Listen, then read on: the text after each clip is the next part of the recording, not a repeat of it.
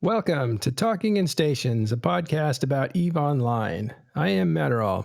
Joining me today is Carneros. Good morning, folks. Elise Randolph. Hey, how's it going? We've picked up Ashterothi. Greetings, fellow Empyreans.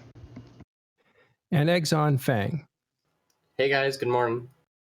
And our guest today is Noizy Gamer. Hello, everyone. All right, we have a lot to cover. Carneros, do you want to walk us through what this show's about? Oh, good morning. Yeah, happy to do so. I think this is season 3, episode 15, if I got it right. And we're going to start with a little discussion about recon demovics, which are now called Resnaborg demovics. Did I say that right? Yep. As far as I'm aware, you pronounce that right. You pronounce it the same way I do. Let's just put it that way. Okay. All right. Well, at least I got the right words in the right spot this time. Resnaborg demovics, they're a new NPC type, non-player character. They're Triglavian. They have started appearing in high sec. We're going to talk about them for a moment and what they mean.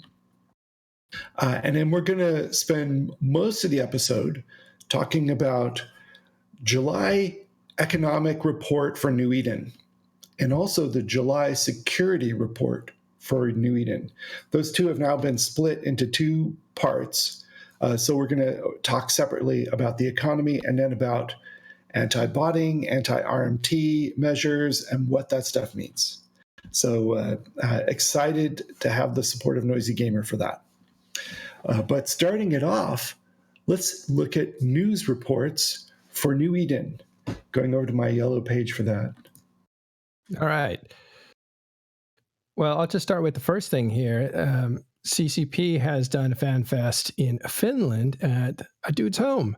And it's kind of funny because it has all the informality that you would expect. It's one guy and like 10 of his friends and about 6 devs and maybe 1 or 2 press that are hanging out in this guy's home. And it has a sauna and it has like a little outdoor area. And I love it because it's neat to see how Europeans live. I've always envied the way Europeans live. And it's really neat to see that like the guy has a sauna inside his house and that kind of stuff. And it's all very cool. But there was some stuff that was announced there that was pretty important.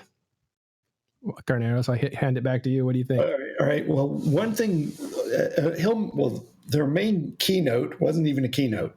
It was a conversation between CCP Helmar, aka Hilmar, the CEO, and CCP Berger, who is the creative director. And the two of them sat there, and it felt like when we had our interview recently with, when Talking Stations had Hilmar on for an interview, it felt just like that, like part 2. And a couple things came out of it. They weren't intended to necessarily be big public announcements, but a couple things came out. One is, we're not going to do any more public roadmaps. No more public roadmaps. Like, okay, Nixon. All right. It did. It was too Nixon, not enough Helmar. Yeah. I'm not a crook. All right, go ahead. Sorry. I do remember those broadcasts. I'm old enough. And then another thing that they said was, the biggest news was probably they introduced CCP Convict. If you've been in the industry for a while, if you've been in this game for a while, you actually know this guy. He looked familiar. You know who he is. He used to play as Bam Stroker and was a prominent character in the Australian EVE community. I legitimately could not have thought of a better person for this role. No, fantastic. He's helped put on EVE Down Under. He's helped organize all kinds of stuff. I bet he's helped put 2 meetups together. Elise, you know him. Right? Yeah, actually, so he was part of EveBet and you know, he did a lot of work with EveBet through like sponsoring different community events, different community projects. Because after a while, EveBet was making just so much money that they were like, "Wow, we got to do stuff with this." So they sponsored, I think, Crossing Zebras. They had a bunch of money going to. They had a bunch of PvP contests that they were sponsoring prizes for, and just basically everything under the sun. And you were talking about Eve Meets. He actually was unless I'm wrong here, I think he's the one that created EveMeet.com. Like I'm pretty Yeah. sure Bam is the guy that made that. So He and a a lot programmer of did. yeah. So a lot of work working with the community. So it's pretty cool to see him again. He's actually lost like quite a bit of weight as well, so he's looking even healthier, meaner, and better than ever. So this guy used to basically, if you even whispered anywhere in the Australian area that you wanted to do a meetup, he would personally contact you, help you with all of the affairs, and then fly out to be at your event. He did it time and time again. You had to say his name 3 times. Yeah. He'd just appear in the mirror.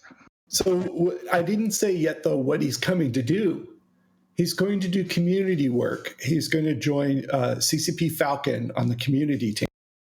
What people might not know is there's actually a 3rd position open on the community team. Sadly, they've already got all the applications they want for it, and that period is closed and they're going through them. But you can expect that one more little brother or sister is going to come join that family in the next couple months. I don't know how long it'll take for them to reveal the person, but there's one more coming. We have CCP Dopamine as well. So we're gonna now have 4 community people, presumably. I forgot he was on that team too. Yeah. He does work with the CSM and events and stuff. He's like their industry guy, right? So I know he worked a lot with Blizzard before he came to work at CCP. So they got like the technical stuff and then the community guy or like the EVE guy, and they like mash them together, and then they have Falcon sitting on top. He also has been extraordinarily useful and friendly and coordinating with the streaming community. Talking about Dopamine. Yes, Dopamine. He orchestrated the 48-hour, 72-hour live streaming afterwards, where after the Invasion was released, where they gave out a whole bunch of skins, and they had a lot of us streamers sign up for like 3-hour windows. So it was like non-stop content for that period of time. Like he's done stuff like that. He's very accessible. He's been really good for the Twitch streaming community. Nice. So that's two pieces of news that came out of Finland. And then about, I don't know, an hour or 2 after they switched the stream to just a camera sitting unattended and not, and just everyone go have fun. No more slow TV, and slow TV. That's something that we want to get involved with. And then they dropped the NER and the NSR together a little bit later in the month than normal. Last July MER actually dropped on August 8th. This one, dropped on August 23rd, so later in the month. But it might have had to do with vacations. It might have had to do with the split into 2 reports. It could have been a number of things, or it could have been that they were just holding it for a reasonable moment. Oh, I did not know that, Elise. Okay, so it looks like there was a factor that might be too personal, but there was a key staff member who might have been unavailable for part of the month. And mazel tov to him.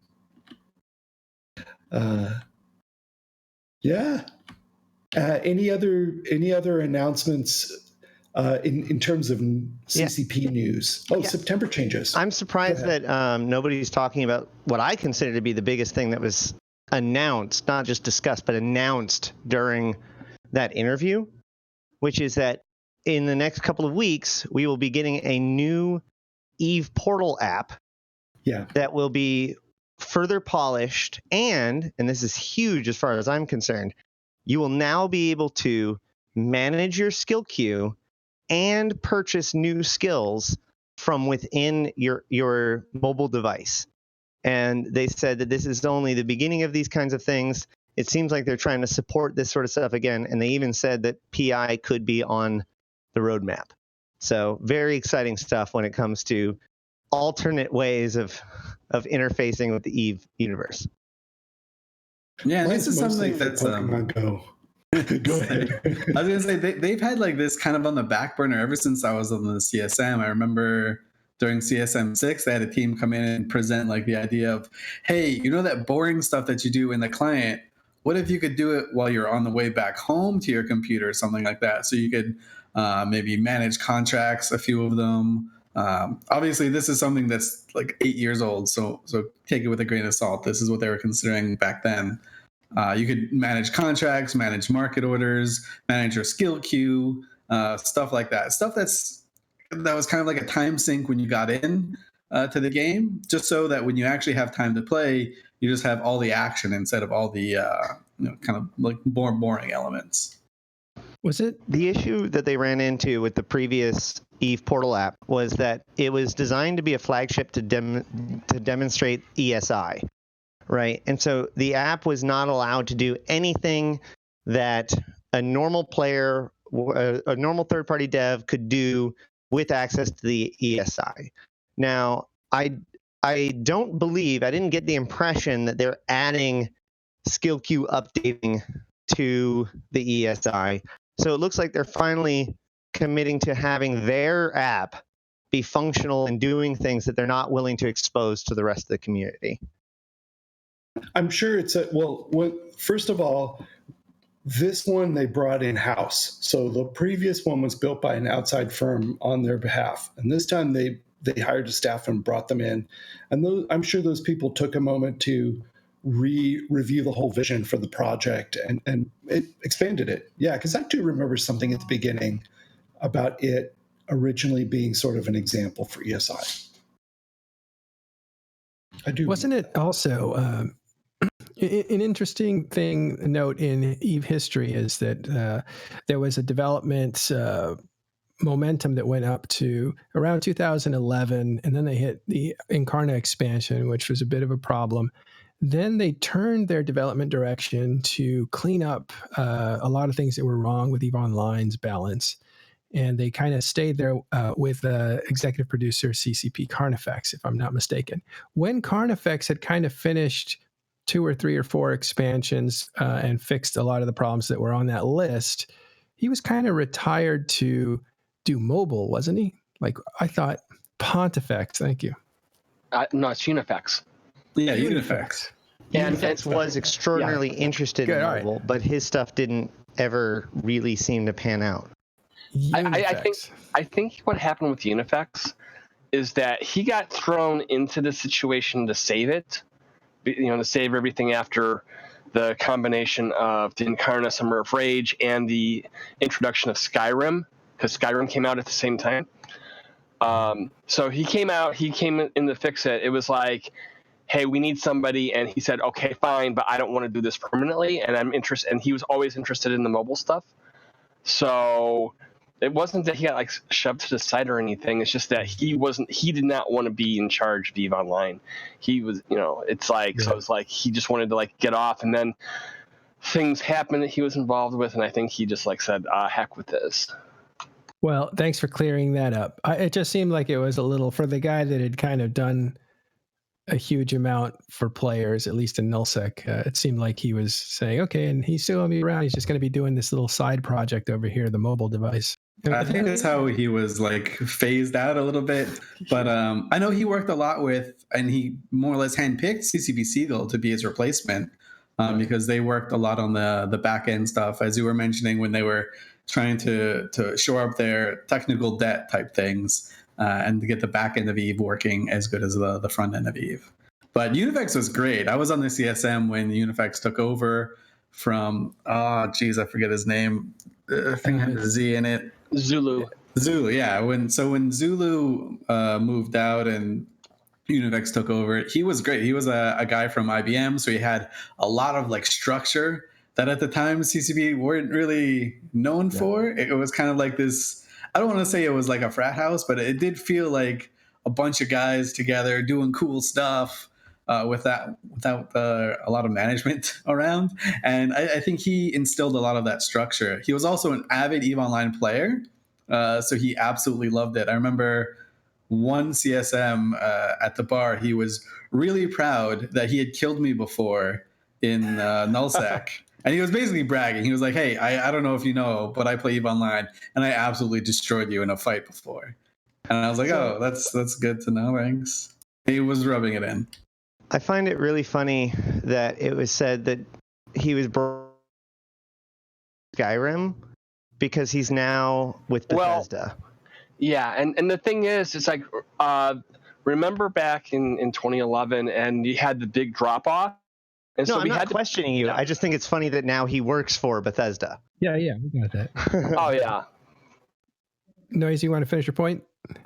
Yeah, it was like that whole 2011 thing was like really weird, and because I got to talk to Unifex at FanFest, the FanFest where he basically stepped down, and he actually apologized to me because instead of like banning 400 people permanently, they just did a 30-day ban. It was a warp to zero exploit. Oh no, it was 4,000, not 400 people. Mm-hmm. All right, one last thing on Unifex. In Los Angeles, he got thrown into the pool. Was it Nathan that threw him in? Maybe it's a Nathan. Nathan was there. Yeah, who was also an executive producer. He was the first one. You can see him if you want to know who Nathan is. He was a big part of the personality. He was like Guard before Guard. A big part of the personality that he was projecting. And you can see him in the video called, what's the HTFU. HTFU, which is He's hard. The one who's the techno Viking in HTFU. Yeah, the shirtless guy. You can't miss him. That's who he was.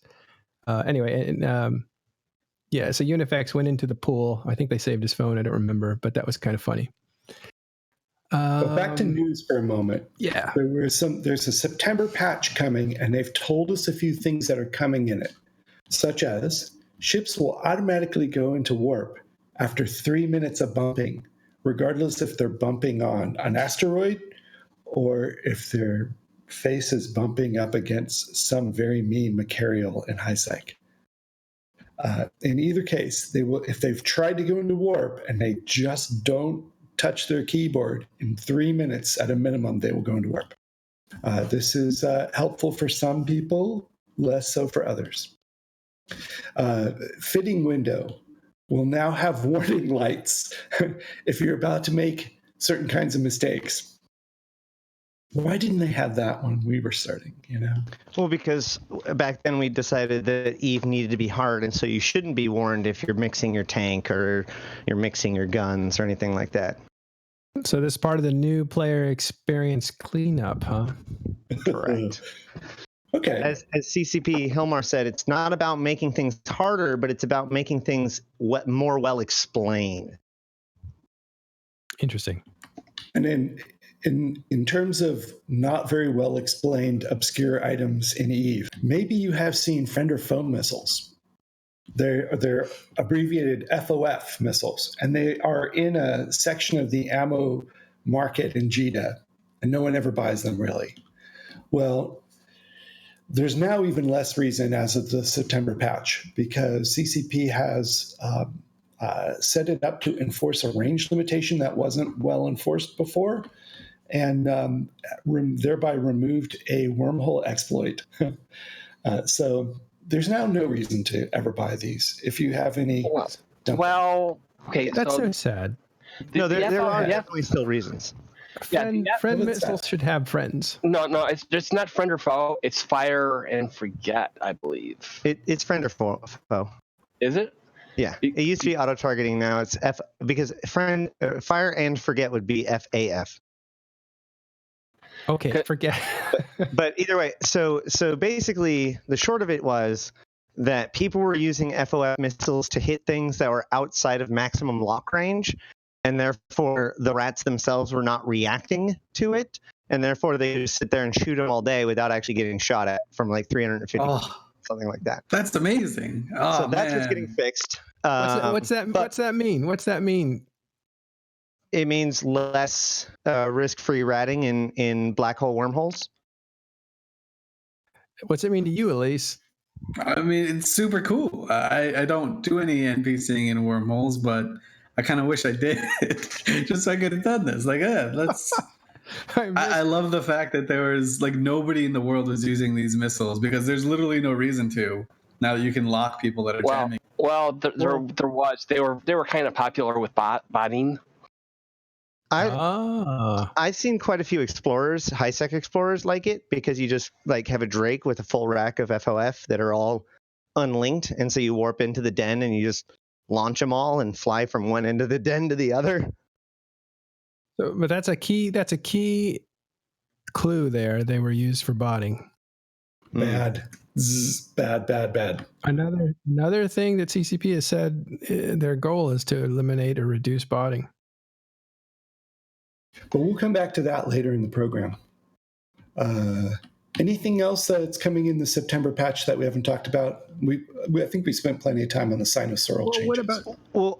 I also want to talk about that bumping thing, because there's two pieces to that that's really interesting. First of all, we actually have had a very serious bug in invasions where a single rat will get caught on the rock and will just get stuck in warp forever.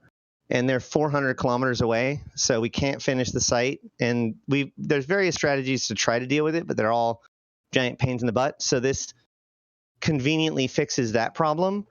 And then to all of the bumpers that are really mad about this, all you have to do is suicide a scram onto them to reset the timer back to 0.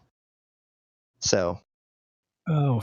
So we're going to see rookie ships out there scramming freighters? Probably, yeah. Because think about it. Once you're scrammed, your warp stops. And therefore you have to reinitiate warp. And that starts the timer over. All right. So moving on real quick, Carneros, a couple more things. Okay, yeah, there's a new patch on Singularity, and people have been going through it. And one of the most attractive, pretty fun things that you'll see in this new patch is actually in JITA on JITA 4.4. If you undock a JITA 4.4 alt on Singularity and just stop your ship and look at what they're doing to the structure, you can see they've got a little house renovation project, you might call it, going on there. And you could tell, okay, well, they're working on this section and they're working over here and they're working over here. And you could tell they're going to do phases of this, and they're remodeling this station. And you can hear it.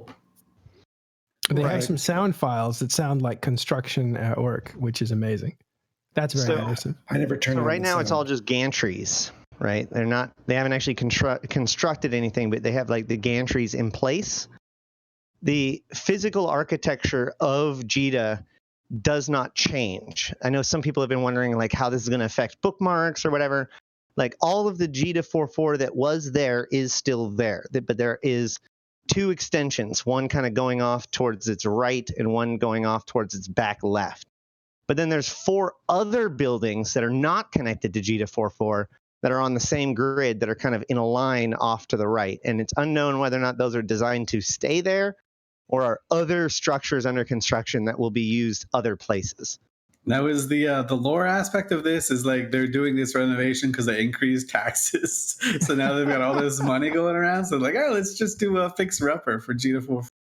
Well, yeah, there's also, it's interesting because they've done a couple of things with it. One, they had a lore article that basically founded a new consortium, so kind of like Upwell Consortium, but there's a conglomerate of several organizations from all 4 empires that are working together to do this JITA 4.4 thing. And the reason why I think that's important is because it speaks towards something else, very similar to the Arcturitas, which is the MER flagship battleship that we all focused on being made for 2 months that ended up not being important at all, but was just resulted in the death of Jamil. So here we have this massive construct by the Caldari. At the same time, we see other files other things in the file, like Caldari Site 1, 2, and 3, Caldari Comm Tower, and Caldari Elevator. So there's signs that there's something else going to happen in the plot involving JITA 4.4. Neat. Tell your son we said hello. Say hi. All right. Hi. Hi. Hi. So if you're looking at the live stream, you can see a picture there that is taken from Singularity. And wow, our producer, Captain McLeod, has outlined a few sections where you can see the activity. We'll put that pic in the show notes as well. Sync with it due to the lag in Twitch. The one that people seem to be most interested in is there seems to be this small tube with some sort of effect being projected out of it, and so we're not 100% sure what this thing is, but it doesn't appear to be just simply more construction on 4.4, if that makes sense.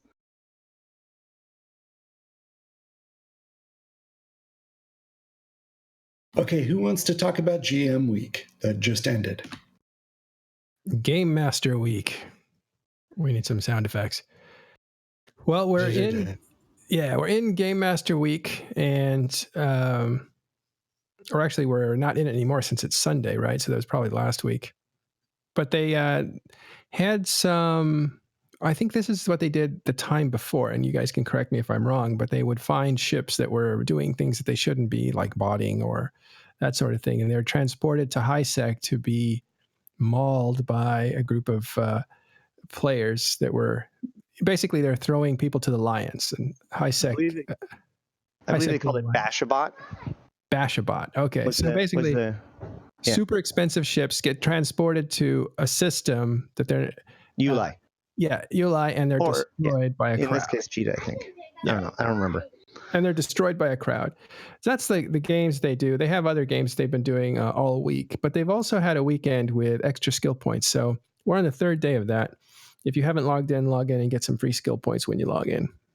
Yeah, they also had a bunch of really neat little side events going along at the same time. Like there was a cooking competition, coming up with like a cooking, like a recipe, an EVE Online themed recipe. There's just a bunch of like little things that were just fun to do, things to build camaraderie. I'm excited to see who wins the cooking competition. I want to see what the EVE recipe is going to be. Is it going to be amazing? They also made a video, right? Didn't they make a video introducing the week, and they showed some of the GMs and they also did a scavenger hunt. They did several scavenger hunts, one for each section of space. They did GM roams. They reintroduced the police pursuit skins and the emergency response skins onto the Nest market for the week. There's a lot of little things here and there that they did, which was pretty cool. And there was naming the meeting rooms for the new office that CSP are going to be moving into. That was one of the things. Oh yeah, I can't wait for CSM to meet in the Monocle Gate office. Yeah. So Ron Korch, thanks for that little tip, naming the meeting rooms. All right, so that's GM week, right? Yeah. And then outside of CCP news, there's been some we'll call it escalated border conflict between Winter Coalition and Legacy Coalition, with some level of friends on both sides. Winter's been bringing friends to the party. Legacy's friends have been sadly sometimes shooting their ships instead, but had good intentions. It's hard to shoot straight in blackout. Well, when you see a Titan boson ratting with a skimpy tank, I mean, it was practically wearing a bathing suit. It can be tempting to just go over there and shoot it instead. Am I wrong? You are not wrong. It was skimpy. Yeah. And then there were some ratting supers, and ratting supers, dude. Yeah. We actually just had Billy on, so you can go back to one of the podcasts there and listen to what the latest was as of a few days ago. That's Billy, the head FC for the Legacy. Oh, one last thing. This is premature, but EVE Vegas is coming in less than 2 months now, right? I'm excited. But there's more stuff before that. There's like G Fleet. Oh, you're right. Sorry. G Fleet in EVE London, is that before or after? G Fleet's in September. I think September, the middle of September, and then it's Vegas, and then it ends with London. That's where the Invasion Tour finally comes to a close. And between now and G Fleet, there's actually TwitchCon, but I don't know that I don't know if CCP's doing anything for that. They haven't said anything. I don't know. You said skimpy bathing suit, and I just thought Vegas, so that's how that happened. It's association. Okay, yeah, makes sense. Roger. But let's switch from the news part of the segment over to one of our main topics, and let's look at the Rasnabor. But there's another thing that happened in the news that a lot of people have actually missed that has been extremely impactful. And the reason why people missed it was because it was only announced as a lore update, and there was no patch about it. But we've seen a significant increase in connections to drifter wormholes, to the effect of going from 10 connections upwards to 30 plus connections at any given time. More than that, twice that. Well, that's why I said it's been fluctuating. So 30 to 60, yes. And this has provided a lot of connections between nullsec regions that have not seen connections before. The other thing is that the drifter wormholes also can only really spawn, I believe, in systems with drifter towers in or near them, which actually limits the number of places where they will connect to. So those connections are connecting to kind of the same places over and over again. But at the same time, they've also upped the number of connections and the areas of wormhole space that it will connect to. So you're seeing a lot of extra connections from wormhole space to nullsec as well. So it's really interesting because a few years back, they actually reduced the number of wormhole connections into nullsec. And this seems to not necessarily be a direct undoing of that change, but rather a workaround being established. And it's unknown how long this will last or whatnot. But it has impacted a lot of people because, as I said, a lot of people didn't even know that this has happened. And so a lot of organizations are more exposed than they realize. Let's talk about these new wormholes that you just brought up. One is they tend to always be the small size, like frigate destroyer size. So they're not optimal for bringing a larger ship type fleet with a lot of mass. However, they're also not vulnerable to being rolled because for a couple reasons. One is because they regenerate some of their mass ability, and two is because they're located in a little dead space pocket that attracts drifter NPCs, and those things will kill and eat you if you stay on grid with them. So realistically, bringing enough frigate-sized hole-rolling equipment to roll it quickly before it can regenerate without encountering any of the loving embrace of drifter NPCs is more or less not worth trying. And these are not the weaker drifter NPCs that attack nullsec. These are full-scaled, supported by cruisers, doomsdaying, overshield wielding drifters. Yeah, they're the big spooky monsters in the deep, right? But yeah, Carneros is totally right. These things are great if you're going to have a frigate or destroyer roam through nullsec, and it's something that it's already quite popular in the meta, right? To take either retributions roaming around or kicking mores roaming around, and these things can take down rorquals. They can take down ratting carriers, yeah, and even Stukas. Wow. So I'm sure Pando's super excited about this change. She can go all over the place now. Pando takes them out multiple times every day. Yeah, and he's only one FC. So it's it's just a matter, and you mentioned a big thing. You can't roll them easily, right? So beforehand, if you wanted to defend your region, you see this strange wormhole pop up, and if you're a really organized region, you say, "Hey, let's roll it." So you just take a few battleships, go back and forth, blah blah blah. It's done, threat over. But now, it's really hard to roll it. So you just have to sort of live with it existing in your space for some time.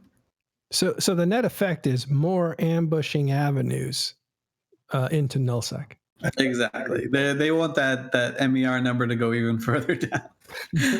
But more likely, they just want gangs to like run into each other a little bit easier, and maybe the sense to make you feel a little bit smaller and bigger at the same time, right? So if you're in small ships, you can attend a fleet fight that's on the other side of the universe, but you can't take anything huge. Well, I think it's clear that the era of nullsec as you knew it is over. If you're waiting for it to come back, I don't think it's coming back. Yeah, I think nullsec is going to continue to be a dangerous place where you can't just really AFK harvest minerals or multi-box different bounties. I think it's going to go back to what they originally intended it to be, which is just this spooky endgame content. But they did mention that, they've been they've been increasing the risk over and over and over again. And I think CCP Rise mentioned this explicitly. Like, now that they have this under control in terms of the faucets, they're going to need to add reward back into the equation, right? Because right now it's probably too risky. And I think if you're a nullsec ratter or a miner, you probably agree with the sentiment that's a little bit too risky right now. Hilmar reinforced that point too during the interview. Yeah, there you go. Oh, and he commented that it was covered very well on Talking in Station's interview with Rise, actually. That one section, he said, he referenced this, so thanks for that. The other thing that he said, it's not just nullsec that's getting their difficulty level raised. It's also wormholers. It sounded like he wanted to make it harder to roll. He wanted to make it harder to roll holes in general, which is essentially what wormholers do to close the doors to their system. That's their vulnerability points, right? People coming into their system to wreck the place. So if they can control those doors, they can control their home. And I think he wants to take that away.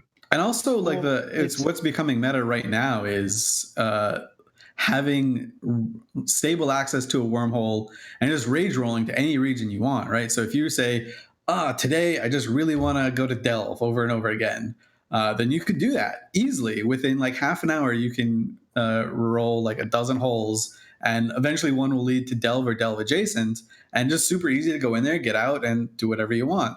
And I think that's where the meta is going right now, where these small and medium-sized groups are saying, hey, this is an easy thing to do. We can be like mini Volta over here and just go anywhere we want. So they're kind of nipping this in the bud a little bit. And also, I guess, taking the wind out of the sails of some of these roaming groups. Well, it's important to note that no details were given. They just merely said that the ability to roll holes, and he said two different things. One, it provides too much control, but then he seemed to be searching for a different word, and he used words like pedantic. So what I got from it was that like there's this process that is boring and routine that also allows them to basically circumvent the design of things. So like, I don't think that they're going to necessarily just like end hole rolling altogether. They may add some sort of risk to it. They may add a cooldown, like a longer cooldown to the hole regenerating, something along those lines. So, and at the same time, they may even give the wormholers a better control directly. So that's like, well, if you want to roll your hole once, then maybe, but like it's the repeated, as Elise was saying, after half an hour plus of doing the same system over and over again, because it's all formulaic, then you can get what you want. And that's just not fun for anybody. Another important thing to note on the wormholes is people who PvE in wormholes also roll wormholes as a safety mechanic. They'll roll the wormholes and then not warp to the new SIGs, which effectively delays them respawning, which makes them significantly more safe to do their PvE activities in the hole. So that style of making ISK could see a kind of a nerf bat. And for those, I saw someone on Reddit where people were like, "Oh, you should always take this with a grain of salt when CSB says something, especially these high-level guys. It doesn't always happen." And that's been true for 15 years.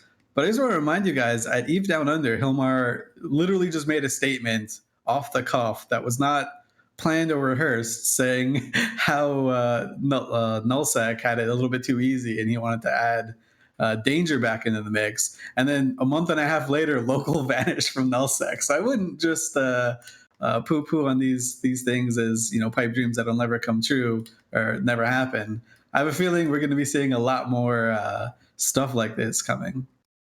Watch this space. Carneros, is that the end of the news? I have one little announcement to make after. Yeah, go for it. Good announcement. Yeah, if you like news, check out our stream. I'm going to try to stream every weekday.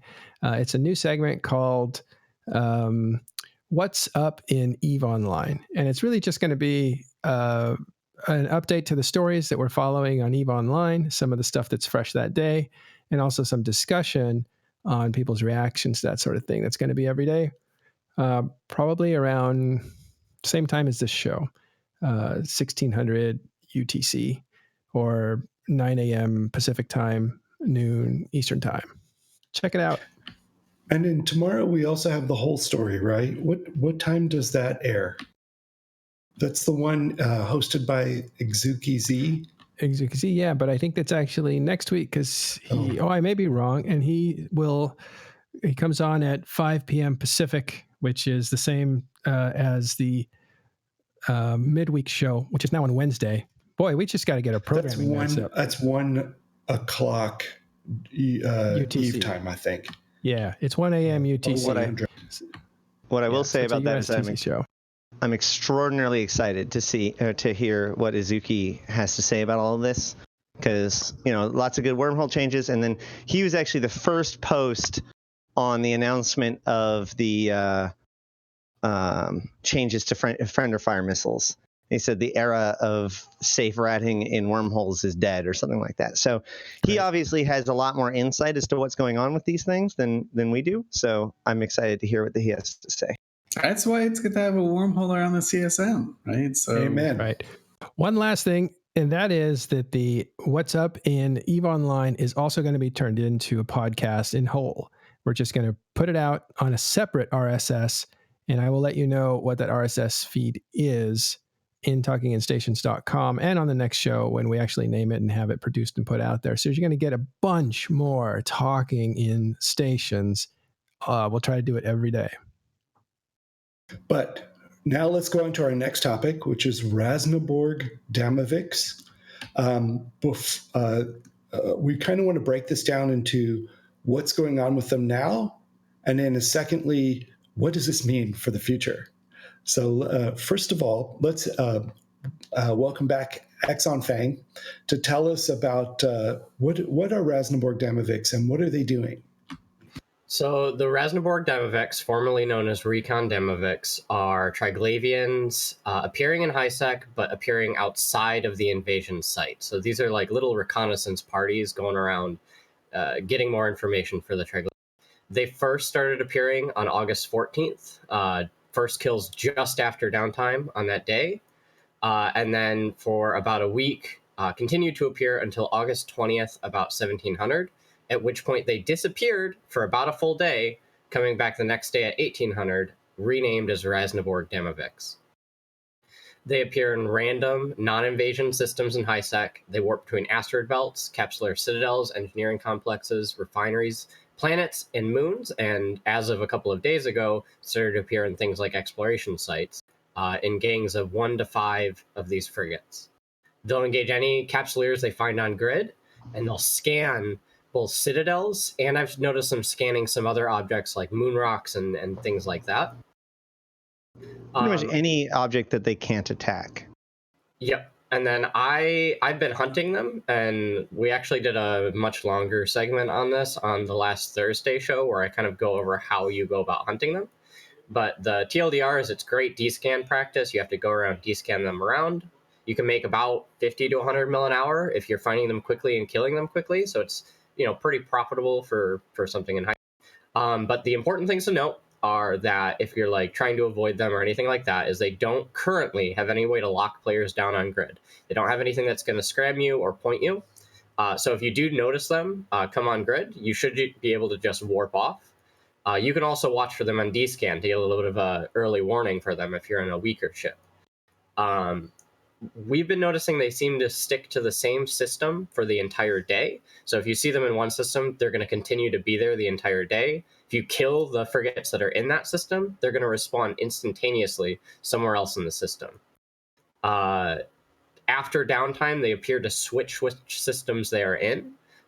So basically every day you're going to want to go around, de-scan your system, make sure you're being thorough and getting all of the citadels because they could be hiding at them. To check to see whether or not they're in that system. If you don't see them, you're probably safe for that day.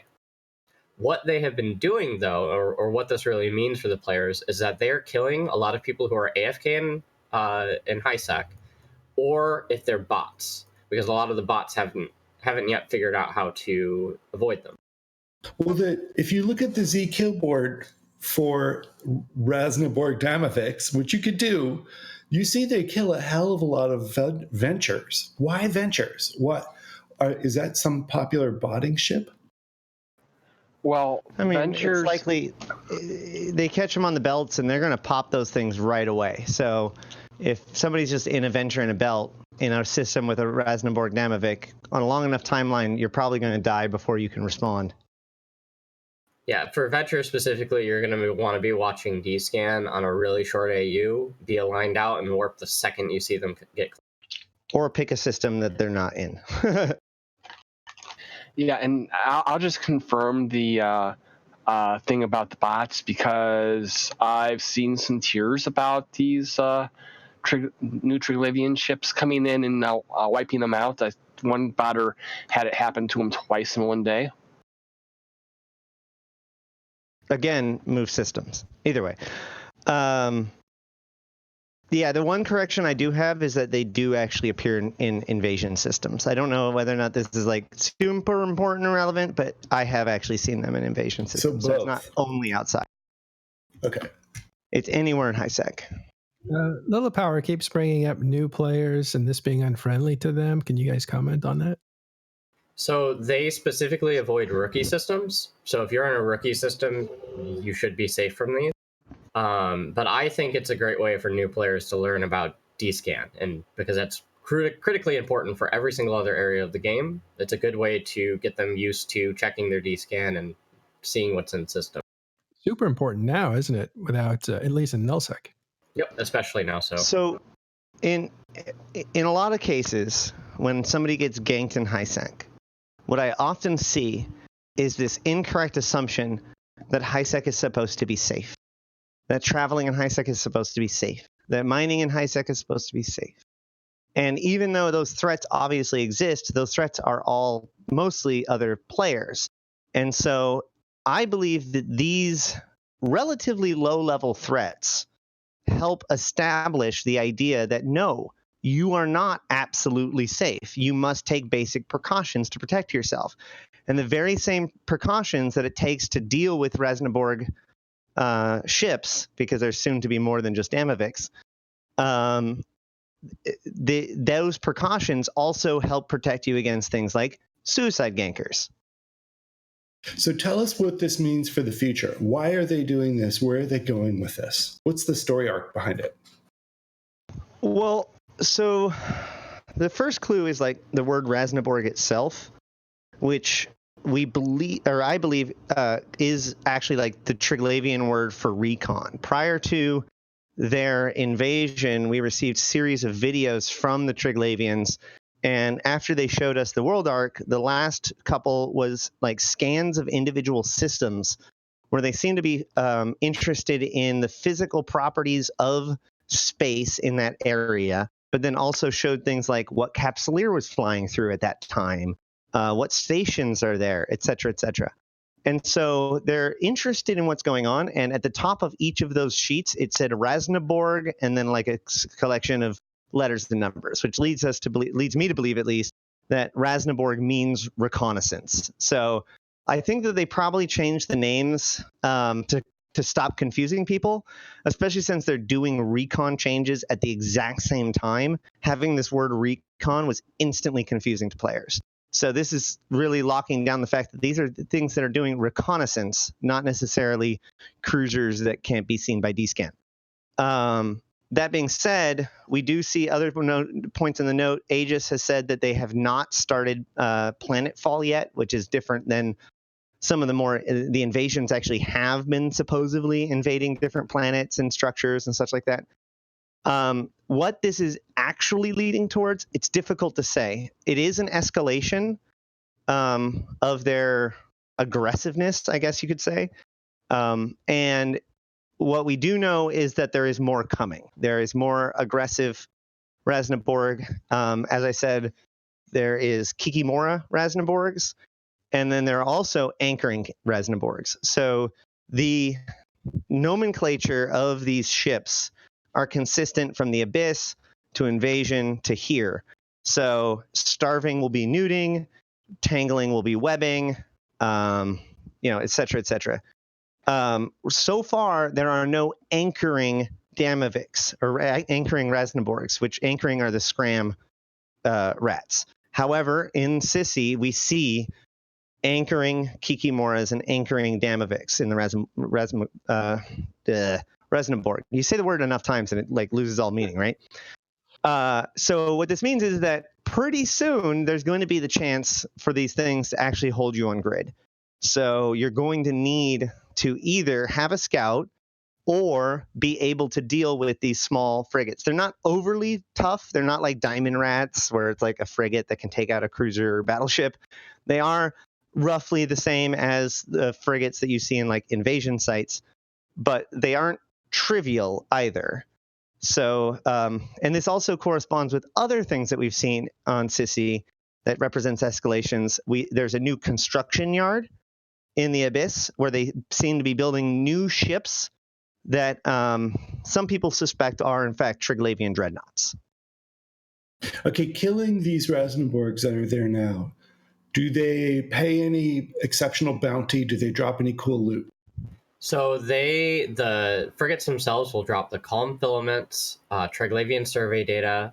Very rarely they'll drop the data cores, which are used for research.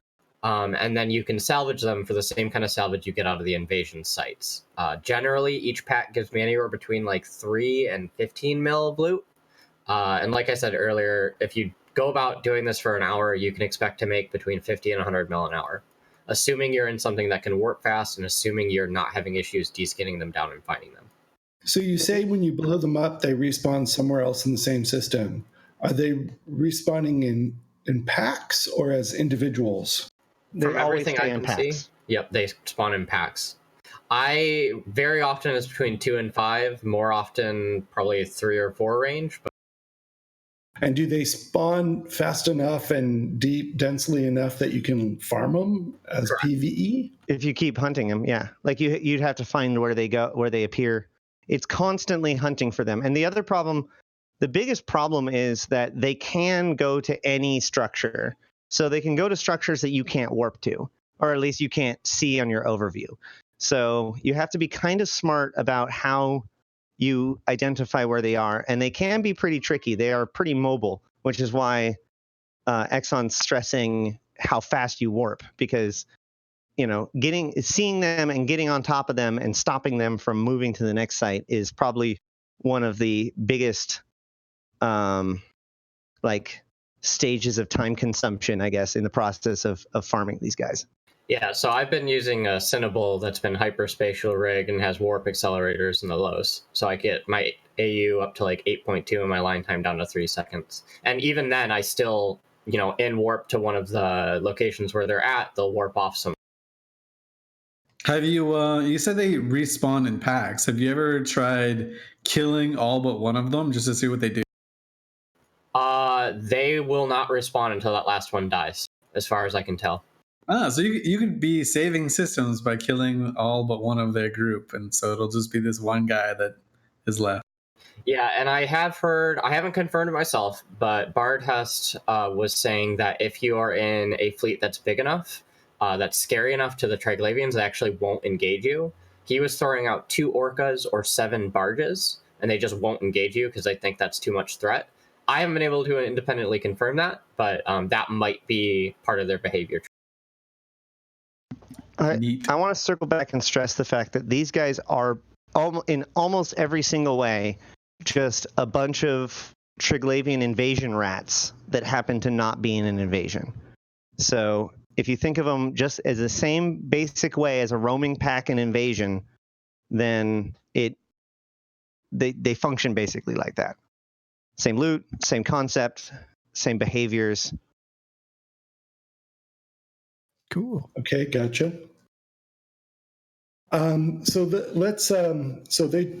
To try to tie it into the New Eden economy for a second, they drop some useful things and they're worth farming, but you can get that stuff from the invasions as well. Or from using the filaments to go into the Triglavian sites. Incorrect. It is not the same loot from the Abyss. It is this loot from Invasion. So basically the stuff to make T1 Triglavian ships are gotten in the Abyss, and the things to turn those into T2 Triglavian stuff is found in invasions and in these Rasnaborg. Roger. Okay. Well, let's turn our attention now to the performance of the New Eden economy in July. So let's look at the MER, as we call it, the monthly economic report. And for this, thank you very much for your help, Noizy. It is appreciated. For those of you who don't know Noizy Gamer, he has a blog called the Nosy Gamer. A little bit different spelling. Good to know. Am I saying that right? Yes, you are. Okay. And then he's a well-known pundit in the EVE community, especially about security and botting and RMT issues, which is fantastic. We need experts on that. And we're going to tap that expertise later, too, when we talk about the security part of this show. But what were your first impressions when you jumped into the slightly late arriving July MER? Oh, I've been like watching the figures on Dotlan, and I looked at it. I looked at the figures, and the first thing I did was look at the what's it called, the bounties, and I looked at it and said, yeah, that's confirming what I'm seeing, that that activity just basically tanked, or PvE activity basically tanked in nullsec, because that's basically where most of the bounties are collected, is nullsec, and it was like when Rise said on the interview that he did on Talking to Stations that the moves that they're making are not geared toward trying to like milk money out of players. Yeah, he wasn't kidding, and I think the MER for July shows that. What do you mean? Well, apparently, you always have the conspiracy theorists that say, oh, a company is making a change to the game, so therefore they're trying to milk money out of the players. If you look at what happened with the MER and combine that with what's happening on Dotlan, it's you just see that so many accounts went inactive in July. I'm also looking at the sales of Plex in the Forge. The amount of activity of players, it looks like players just like shut down all of their Redding accounts, or a lot of their Redding accounts, and you can see it from the MER, you can see it from Dotlan, you can see, and you just like it's just, if you wanted to make money by increasing the amount of accounts that are paid for and everything, this blackout was not the way to do it. I'm pretty sure Right. This is not leading to people to activating more accounts, and it's not leading to people buying skill injectors to inject into a new thing, as has been suggested, is what you're trying to say. Yeah, basically this is one of those deals where if a company thinks that they have to make a change to make the game better, and if it hurts them financially, but it's going to make the game better, that's what we're seeing now. At least that's just from the economic news, that's what it looks like CCP believes is going on. Okay, so we've heard that this is Hilmar's way of making last-ditch efforts to make some money to meet his goals, to get his bonus, et cetera, et cetera, et cetera. If that's the case, then he's totally incompetent, because that's not what's going on. Well, Okay, we'll put that to rest. Let's assume that's not what it is. But it's not the case. Yeah. Let's look. Okay, so I want to start by also talking about faucets and sinks, because this is sort of a game industry dev term that has extended now into the players, but not everybody knows what we mean by that. It's faucets means a place where ISK is running into the game like water. It's a place where new game currency is spawning into the game economy. And then a sink is a place where in-game currency is being removed from the economy. Trade between two players. If Elise sells me a Damavik, ISK going back and forth between us does not count. It didn't show up out of thin air, and it didn't leave the economy. It just moved around inside the economy, so that doesn't count. So 2 examples that kind of demonstrate the non-intuitive nature of this.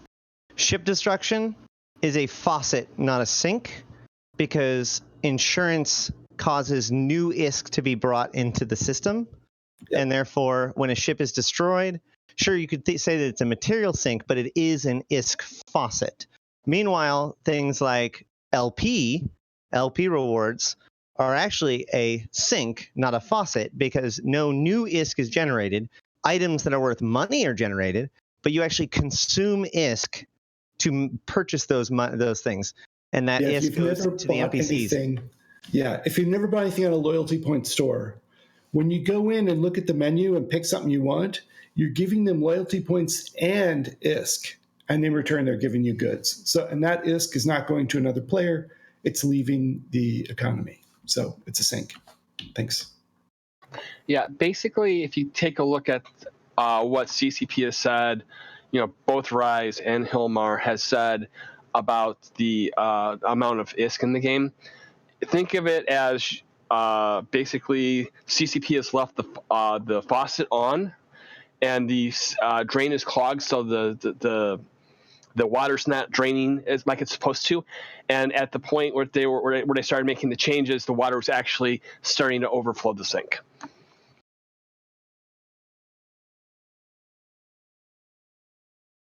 Probably has been for a little while, and most of the kitchen is starting to fill up. Yeah, I think we're knee deep in water. Start bailing. So McLeod has put up, our producer, thank you, has put up a chart on screen which you can see, and towards the far right you see a sudden orange cliff.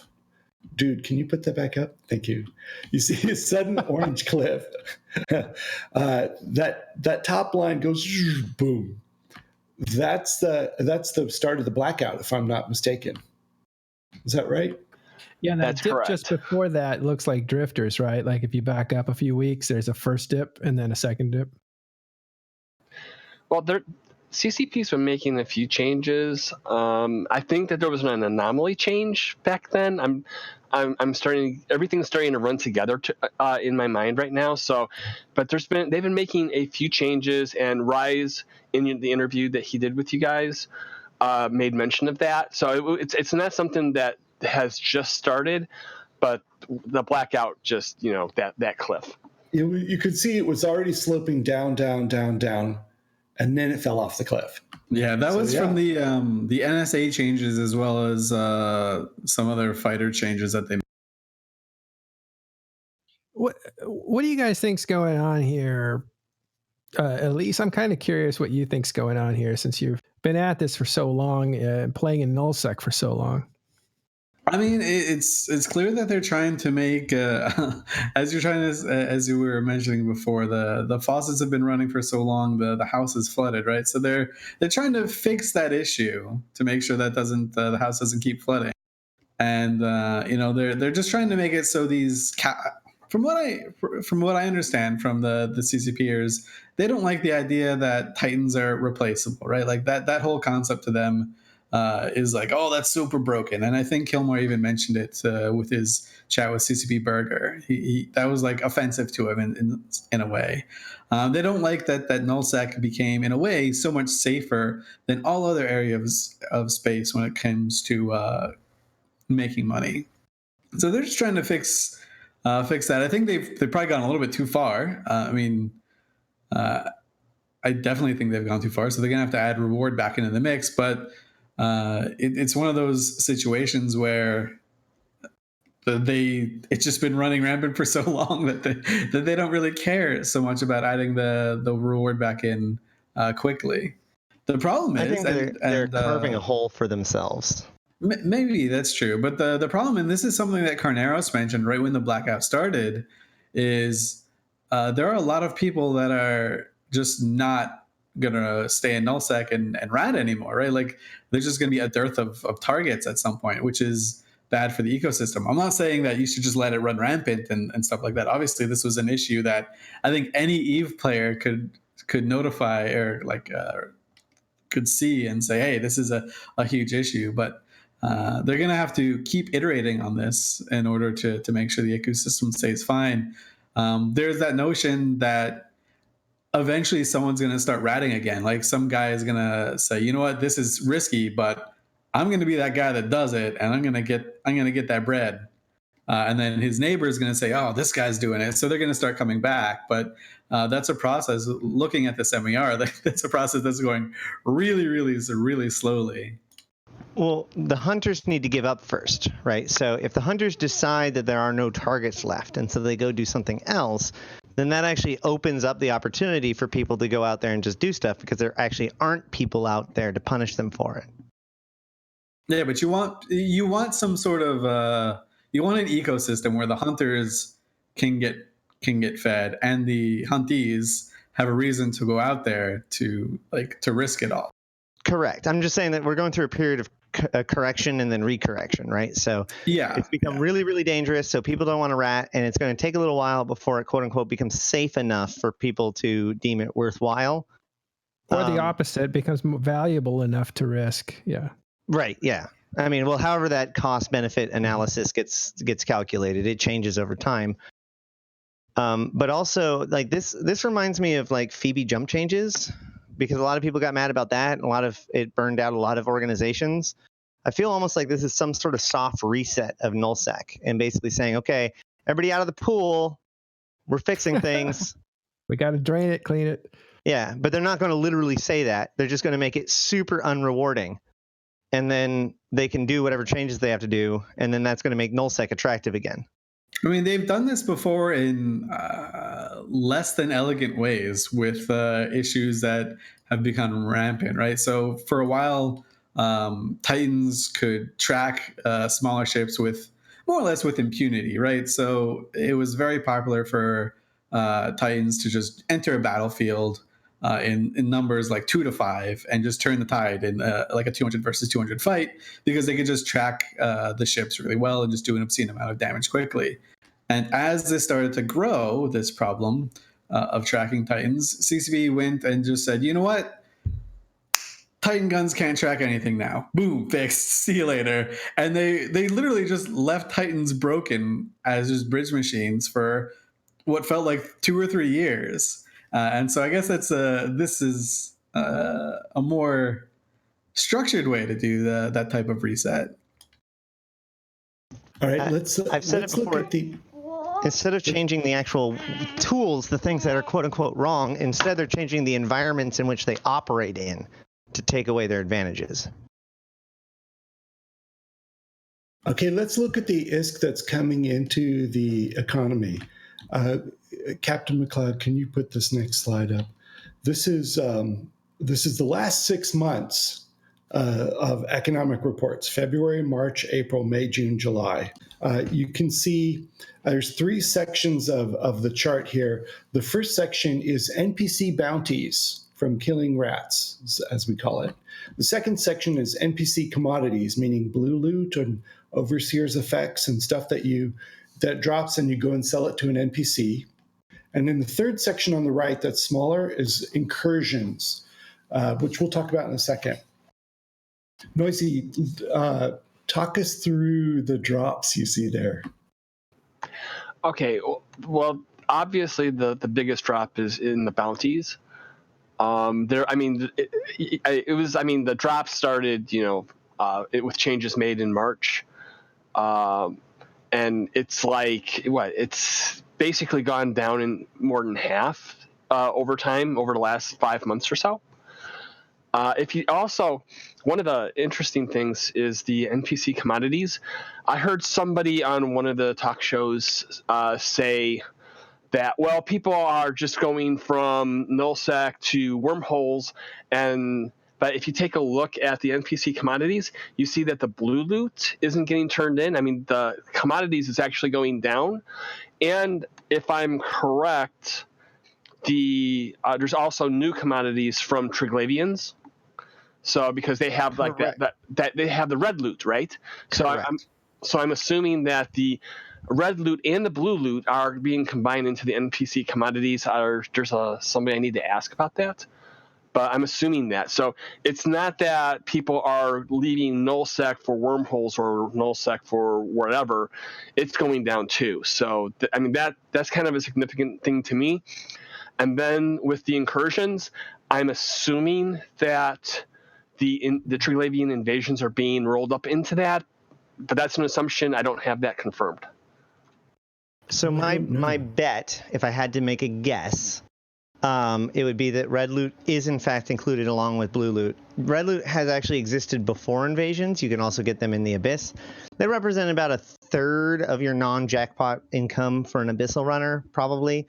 And they represent about a little bit under a half of the salvage/loot benefit from invasions. And then I think that the incursion one would also include the payouts that you get after finishing sites, because those are the direct payouts for both invasions and incursions. So I would expect both of those to go up as we see people completing invasions and people completing incursions. The fact that we don't shows just how dramatically those other activities have gone down. Well, and incursions are going to be a little bit more volatile in general because some of the site spawns are going to be unfarmable. Some of them are going to be very farmable and will skew the curve a bit, etc. Sometimes Snuff will just get pissed off and will go and kill your mothership. So that's all you get. There's a number of things can happen. They also reduced the overall number of incursions when invasions were released. Yeah. So that's interesting. Can we have the next slide, please? Which is, let's look at a spotlight on Delve for a moment. Delve is one of the most economically productive, or I don't know what the right word is productive regions.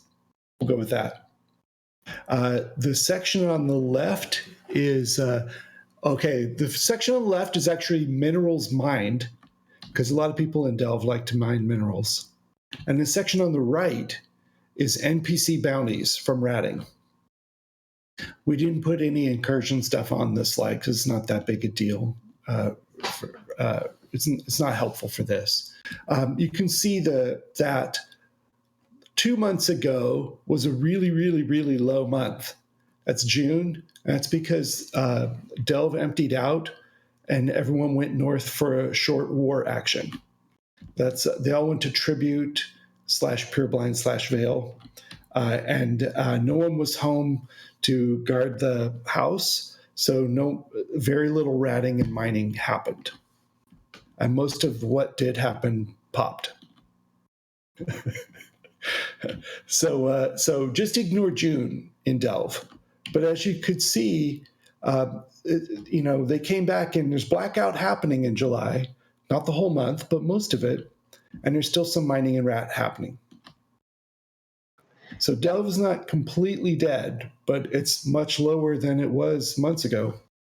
Yeah, it does seem like Delve is actually doing comparatively better than other places too, right? Like they're adapting faster, it seems, when you compare the drop-off in Delve to the drop-off in other regions, right?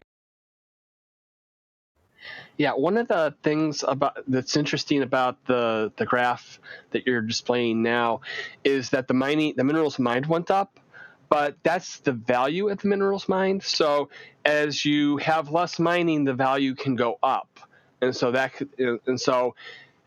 as the goons in the Imperium in Delve are doing their thing, and they are continuing to mine at a higher rate and higher amounts than the rest of nullsec, because basically they've got that are so organized. So therefore, the value of what they're doing is going up. So it may not be that there's more people mining; it's just that the value of what they're mining is going up, which helps out the Imperium a lot. And then with the NPC bounties, those don't change according to market values. A battleship is going to give you the same amount of bounty every single time. So so that kind of explains why the mining might be going up as opposed to the ratting. It's not necessarily that people have stopped ratting and are now mining. It's super neat that, or super interesting rather, that between May and July, the ratting in Delve in terms of NPC bounties didn't really go down that much. Like, it barely took a hit. I mean, the Imperium is super organized. They've got their... I mean, I think it shows what having a lot of people who are very organized can do in this game.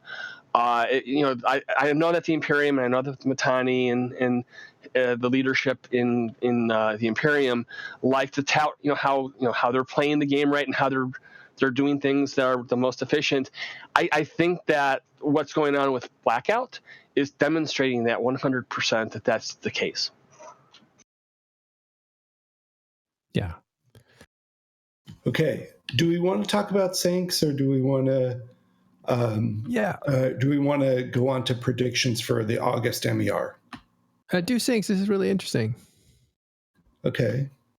Do syncs. All right. Captain McLeod, could you put up the third slide? This one surprised me a little bit. First, let me talk you through a little bit what you're seeing.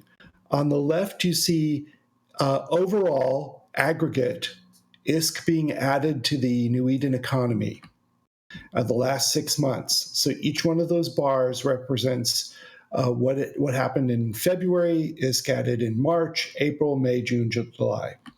The second section shows ISK removed, so it goes the other direction.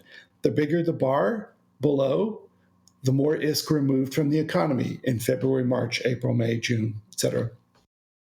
And then the trickiest part of this is the third section, which the MER refers to as active ISK delta, and by which they mean ISK that disappeared from the game merely because the account stopped playing or and went inactive. That it may have stopped playing because they got banned.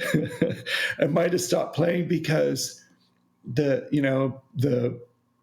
player took a break from EVE and this person might come back in 2 years, or it could be anything. I like the little triangle for delta. Nice touch. So let's, Noizy, let me throw it to you again and ask you, did any of these progressions surprise you? No, not really. I expected that the faucets were going to go down. I expected that the sinks staying relatively stable kind of indicates that whoever was doing the sinks, whoever's affected by the sinks, basically it's the same old, and it almost implies that there's the same amount of players.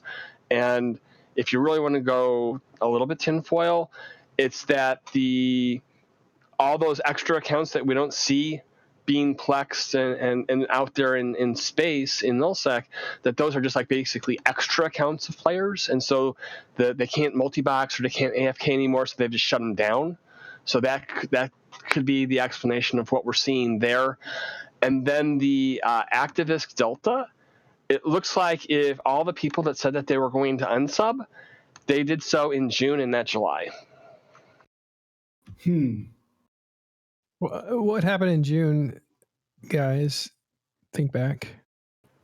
Drifters, not in July was blackout, but July was mid-July was blackout. Before that was drifters attacks, right? Yeah. And the tribute war. And tribute war was before drifters, but that was that June? June. Yeah, that tailed into June. Yeah. So, okay. I was going to say something, but if we're going to do predictions, then I can wait for that. I do want to do predictions. I'm excited about. Things are happening. EVE is changing. Where's it going? We're most of the way through August already. What do we think we're going to see? what do we think we're going to see in September for the August report? Well, the first thing, and I feel very confident in saying this, is that we are going to see that the faucets will exceed the sinks. I mean, I think that there's no doubt in that, not just because of reduced activity in nullsec, but also because of the new taxes that were imposed. So between those two, it's definitely going to be faucets outpacing sinks, and that's the thing I'm most confident about saying.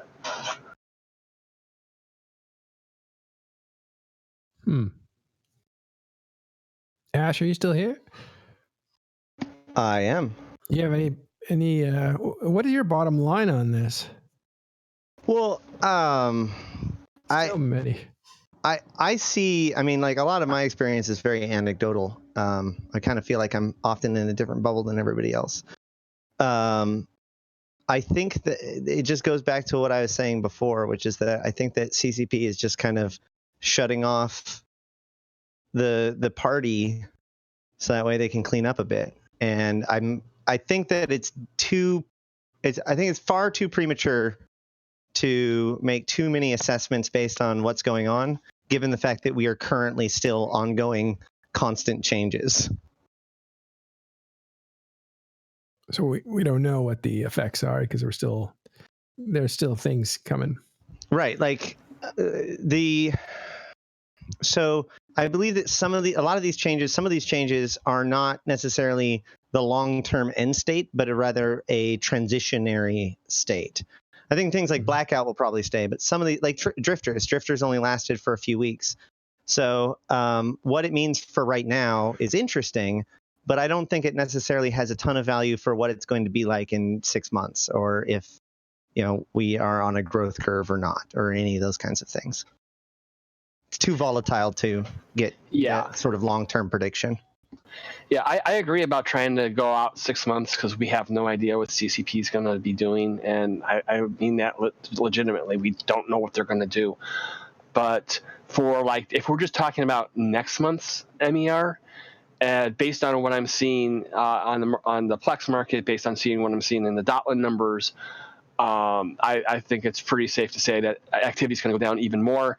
And I'm also thinking that the next investor call for Pearlbis in November is going to be very interesting to see. You think their revenue's going down too? Oh, definitely.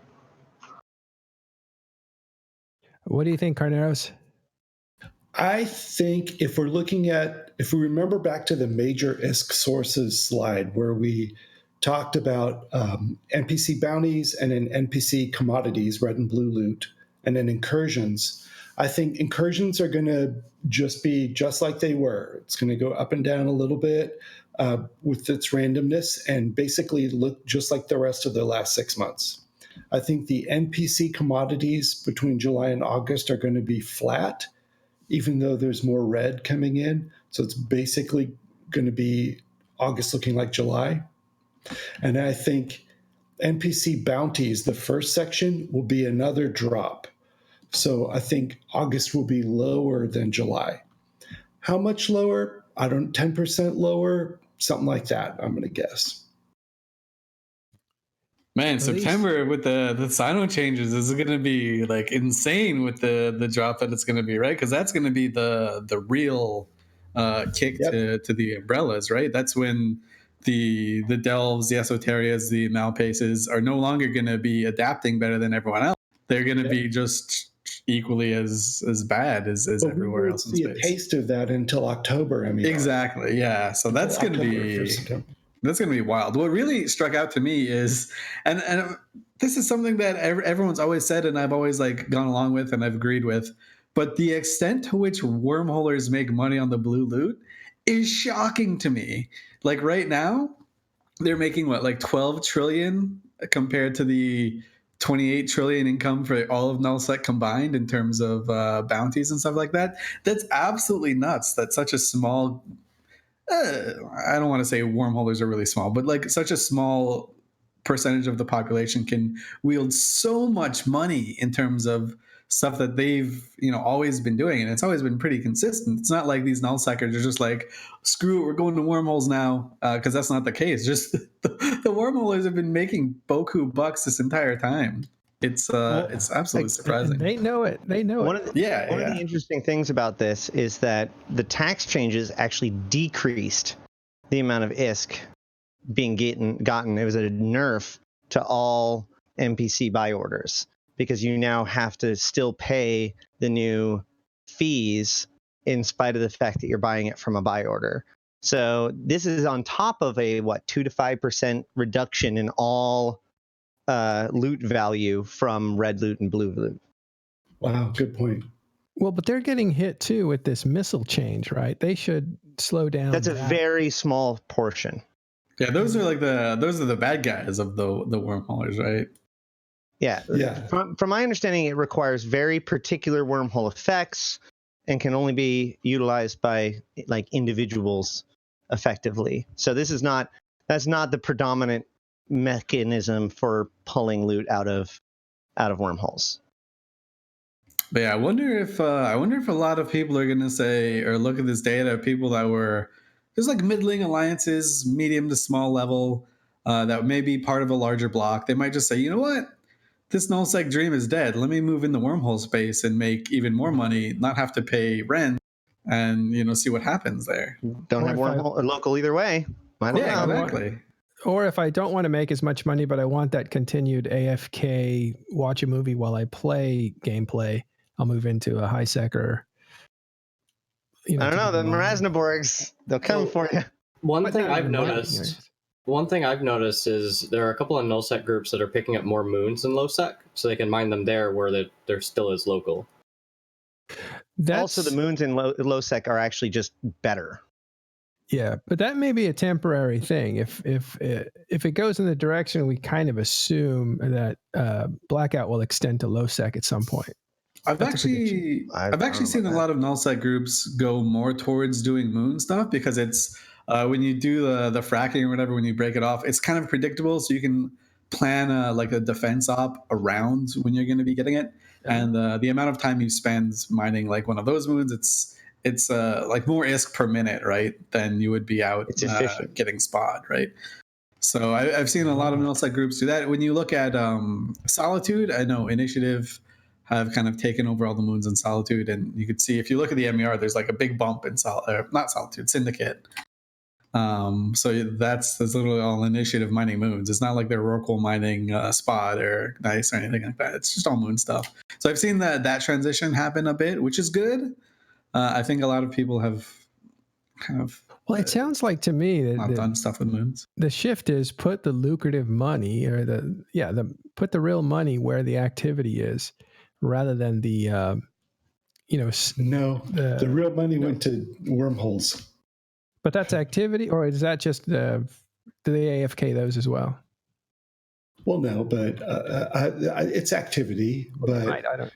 Maybe they set themselves up and just walk away from the computer and make a ton of money in wormholes. I don't know. But I mean, maybe the short-term / mid-term solution is just to make these moons more profitable, right? So make them if you want to entice people to do more, give a little bit more reward in nullsec, maybe just do it through the moons, because it's something that people are already going toward. It's something that's predictable. It kind of goes back to like the old moon system, right, where it was you knew where it was, you knew how to disrupt the income, you knew when there was going to be you could schedule it on your calendar when there's going to be a fight. So maybe something like that is on the table, and I know a lot of people would be very happy that playstyle would be coming back. I would say that we have an expand. We are getting very close to another expansion, so we're getting very close to the state where they could put more things in instead of taking things out, which is what they've been doing, really. So I think that it's worth thinking big about what this could potentially be, because it feels like it might not be just like a normal tweak. It'll be new content being introduced based on all of the tech and all of the developments that they've made over the last 4 or 5 years. Yeah, it's always funny, like when you just have a macro view of like how EVE Online has gone, right? So in the beginning, there were these like quarterly Jesus features that they called them, right? And they're just introduced some cool new flashy thing to distract you from all the other shit that was broken. And it was fun. Like you'd be like, oh, there's new stuff to do. All my friends are coming back. Yeah, they want to see all this good stuff. And then EVE players were like, oh, we want iteration. We want like these small changes really quickly. We want you to iterate on what you've done, and we just want a lot of back end fixes. We want you to fix all this technical debt. And so CCP went in that direction for a while, and then players were like, "Man, we're so bored. There's no cool Jesus features. This game sucks." Yeah. So like they just oscillate back and forth. So I have no idea what they're gonna do for this one, right? Because it didn't feel like introducing the Abyss space was like a Jesus feature or anything like that. It was neat. I like it. And I think like the way they've done invasions is like strangely well thought out. Like they even did their community thing with like the invasion theme. And so now it seems like we're kind of not done with invasions, but like the big next thing is like chaos, the chaos era. So I wonder what the expansions in the chaos era are going to be like. I think we still have the Triglavian storyline to go, and so I'm expecting another expansion sometime in October to be announced around Vegas, if not announced at G Fleet. At this point, I would not be surprised if September was Invasion Chapter 2. But yes, we do have a Chapter 2 coming sooner rather than later. Well, listen, we hear from a lot of different players, but it's overwhelming that, at least from the people from Imperium, which is the largest group, so you would expect the largest representation, are fairly dissatisfied with the way things are going. They feel like their friends are leaving and that their gameplay is like brought to a halt. Is there any relief for them in sight, do you think? Well, I think that's maybe outside the scope of the MER, but what do you guys think? You might be right, Carneros. We go straight in. I mean, yeah, this is highly speculative, but like I still believe that what we're looking at is some sort of future drifter content in nullsec. I've said it before. My actual prediction is that the drifters will start taking soft starting in the Roadrun regions, and that will open up some new sort of content that will allow you to unlock new and different rewards, up to and including potentially access to drifter technology. That seems to be the kind of thing that they're building towards, and while that may not be literally true, I think that that's like the vein of things that's the direction that they're looking at. That's the kind of thing that they're looking at introducing. Okay, we're roughly 90 minutes into the show, so I'd like to move us from the MER, though, to the monthly security report. This is the new separate report that looks at anti-botting, anti-RMT, real money transaction stuff. Can we look at the picture for that next? Noizy, give us an overview of your thoughts on what you thought when you saw the July report.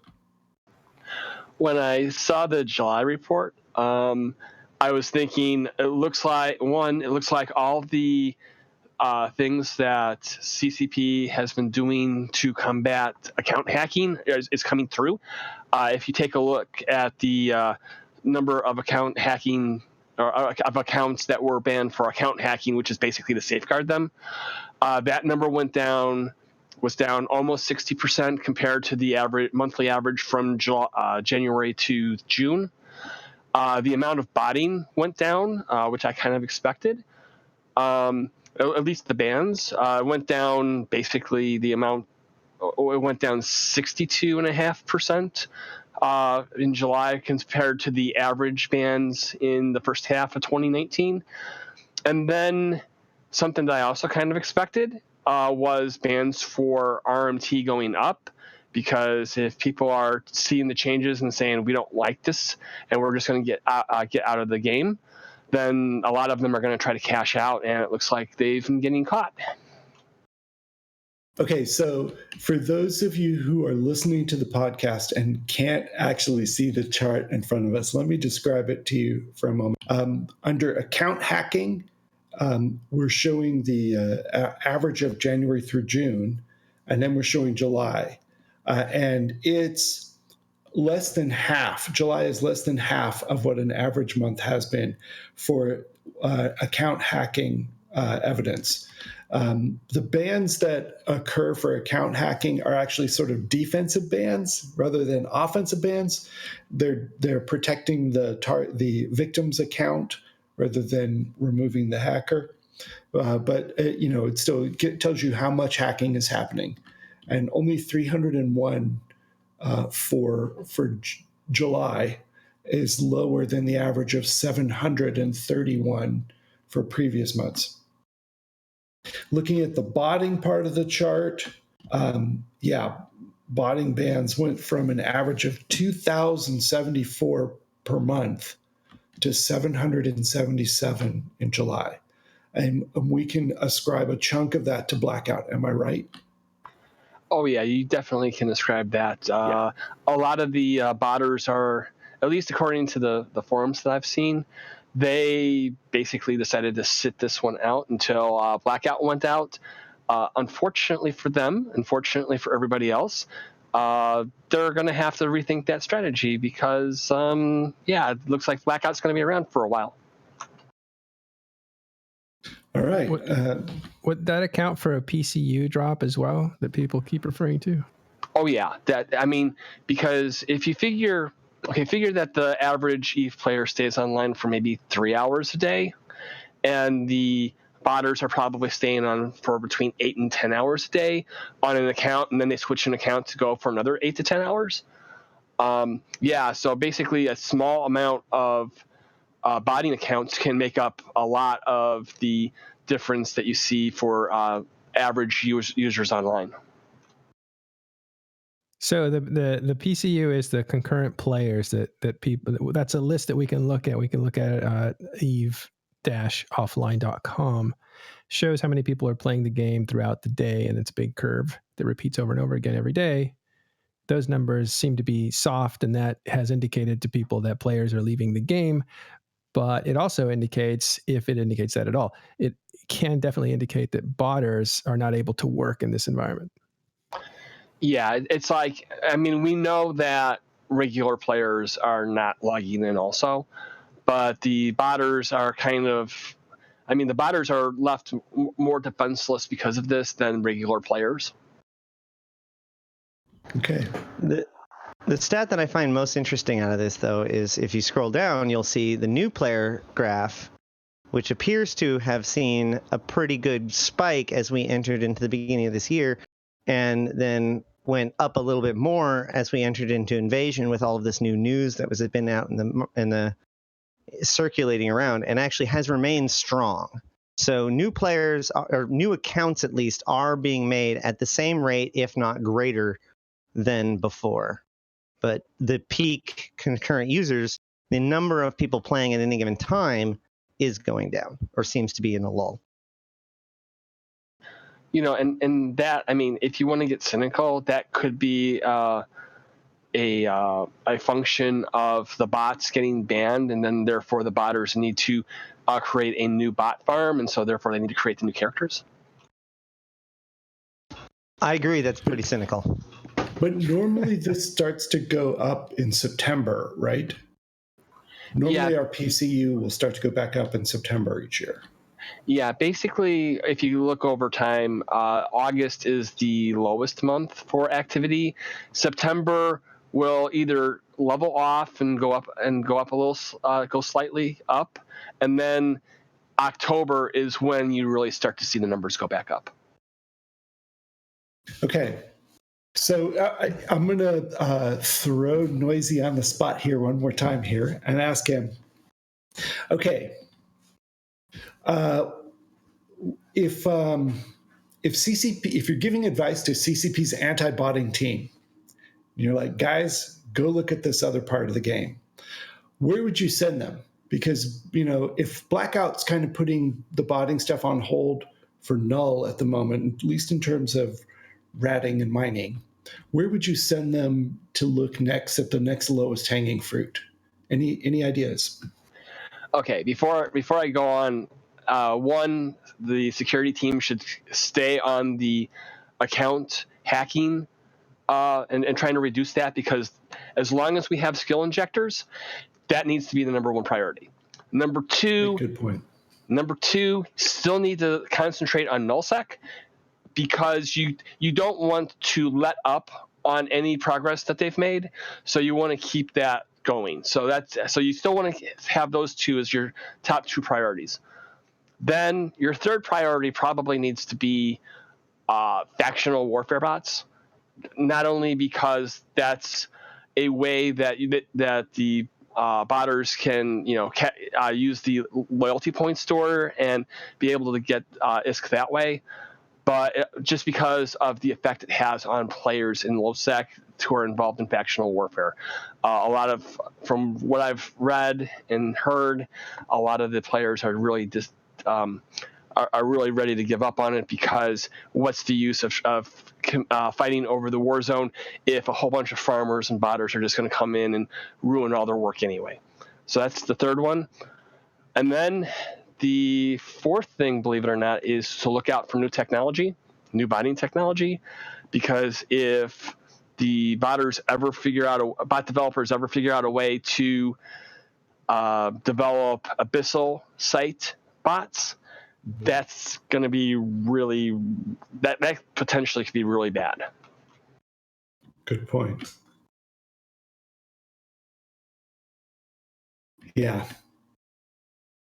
All right. Anything else that you're picking up from keeping your eye on this subject out there? Basically, I would say that right now, I think CCP security team is looking a little bit better to Pearl Abyss, because a couple months ago, the Black Desert Online security team did a really big oopsie and were banning lots of people that shouldn't have been banned. So I would say that CCP, that the EVE Online security team just needs to keep being kind of cautious and making sure that they try to have as many legit bans as possible. That just makes them look better to Pearl Abyss as well as the player base in general. And just keep doing that. And also, I don't know how much input they have into design changes in EVE Online, but if they don't have any input, CCP Burger and Hilmar and everybody else needs to be asking the security team what do they need to watch out for when they make these design changes.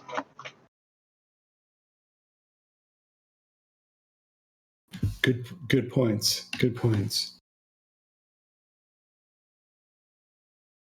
All right. We're winding down the show now, and we have a new tradition. It's not even that new now. We've been doing this for weeks and weeks, which is to go around the room and give a tip that players might not know about EVE Online to help them play. And this is our way of instead of doing shout outs, of winding down the show. So I'll give you guys all a moment to think of yours, and I'll go first with mine. Let's say you fly a capital or super capital ship, and you probably have a cap booster fitted in your mid slots, because capacitor is life. They taught a whole class on that at EVE University.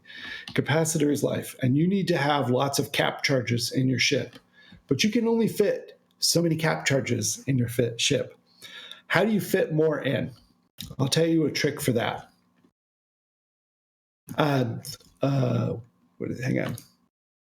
There's a Minmatar industrial ship, and it is called the one with the ammo bay. The Hoarder? The Hoarder. It has a special bay that's not just for cargo, it's for ammo, and it can fit hundreds of 3,200 cap charges in it, the largest one. So what I will do is I'll actually build, my guys will do it for me because I don't do this very well. my guys will build me 100 at a time of these hoarders and stuff them full of 3,200 cap charges and put them in a hangar. So anytime I grab a cap or a super cap ship, I can grab one or two of those, throw them in my ship maintenance bay, and take them with me and go out into the world, so that if I run low on cap charges, I can go pull some out of that bay and put them in my ship. Or if things get really, really dire on the battlefield and I'm dying, I can eject the ship, shoot it, and then take loot out of its smoking wreck to put more 3,200 cap charges in on an emergency basis. So it's like a little capacitor handbag, huh? Exactly. I guarantee you there is a not insignificant group of people at CCP that had no idea that that's how that mechanic works. The fact that you can just travel with extra, you can like compress cap boosters more or less by taking a prowler or an industrial with you. I hope I didn't mess something up. Wow. Well, Next week, added to patch notes. Yeah, this section we call it You May Not Know. I'll go next because this is something that I think new players could learn from. One of the problems with undocking, especially in a very congested system like JITA, is that you don't actually see your user interface until it might be too late. You might actually get targeted and blown up before you're able to even see the overview where you can tap on the area you're going to and hit warp to. So what I like to do is whenever I jump a gauge or come out of a station, is the top left will have your path. If you set autopilot, you'll have a path, and there's little colorful squares that show you what the security level of that system is that you're going to be traveling in. So you can kind of predict the danger that you're going to be getting into.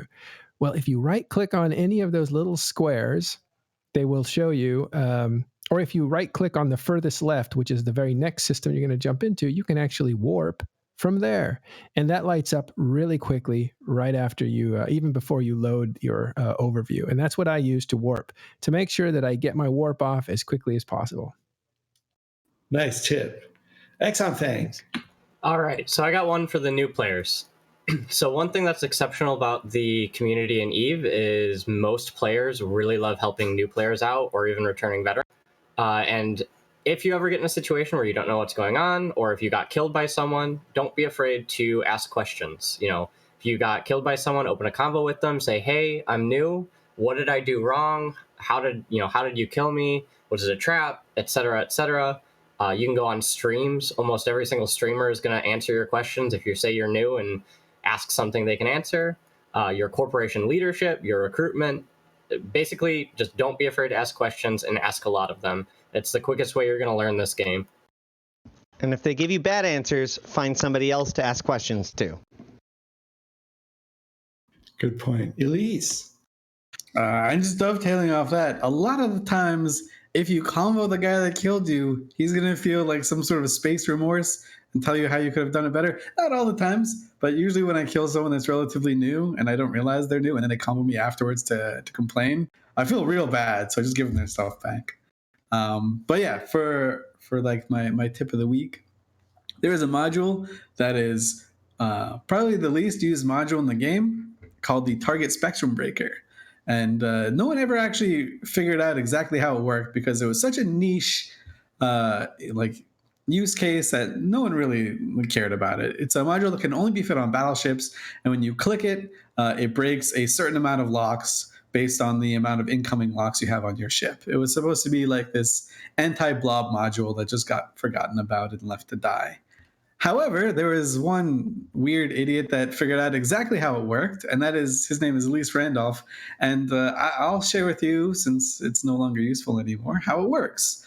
So it's broken in clumps of incoming target locks in groups of 10. So from 0 to 10, you've got like a 5% chance to break incoming locks. And it scales all the way up until there are 60 incoming locks on you. Whether you have 60 or 6,000, it doesn't go up any more than that. You've got a 40% chance to break an incoming lock. And, it causes quite a lot of havoc because it also works with drones and stuff like that. The use case that we used it for back in the day was if we were flying Dominixes or Rattlesnakes, we would assign all of our drones to one person and then just let this target spectrum breaker run on repeat. So people locking us, they wouldn't be able to lock us half the time anyways. And because it also breaks your lock, that's why no one really uses it. But when your drones are assigned to someone else, who cares if you have a lock or not? So there you go, the target spectrum breaker, a module you'll never ever use until they fix it because it's crappy. I've actually got an interesting use case for that. If you're flying around in a fleet that uses command destroyers to boosh around your fleet, you can use the target spectrum as you boosh into an enemy's fleet and break any locks on people trying to scram your booshers, which would lock them down and make them not take the jump with the rest of your fleet. So it's a really good defensive module if you're doing something like that. Huh. Wow. Okay, last call for tips. I'm about to make a lot of my friends mad. So secrets. There used to be an agency drugs that were releasable through doing various agency events. The events that you guys know about, like Frostline, etc. So all these different events drop these different agency drugs, which are drugs that just give you straight up bonuses, either tank or damage, and then there's one other that I can't think of what it does off the top of my head. Either way, so at the end of agency events as we know it, we haven't seen any agency drugs since, I think, February. Well, as of the last patch, you can now purchase the Tier 2 agency drugs on the DED market. So there has been a handful of people making a lot of money over the last 2 weeks with this knowledge, and now the rest of you know it too. So you can get your agency drugs for your Abyss runners and other things, and if you do have a bunch of DLP and you've been sitting on it thinking that it's only useful for those skins, congratulations, it's worth money now. This is my shocked face. Wow, I did not know you could do that. I was making a bunch of money doing that. Sorry, I apologize. All good things must come to an end, right? Yeah. I've been paying a fortune. But it's only the T2, so it's only the level 2. So 3s and 4s still are extraordinarily rare, and we don't know if they're going to come back or not. Okay. Wow. All right. How are we, Carneros? On time? Are we done? Yeah, I think we're done. I want to thank Noizy Gamer, Ashterothi, and Exonfang for helping us out. I want to thank our producer, McLeod, who worked his butt off today. Thank you, sir. I want to, again, thanks to Matterall and Elise Randolph for helping this. My name's Carneros, and thank you for joining Talking in Stations.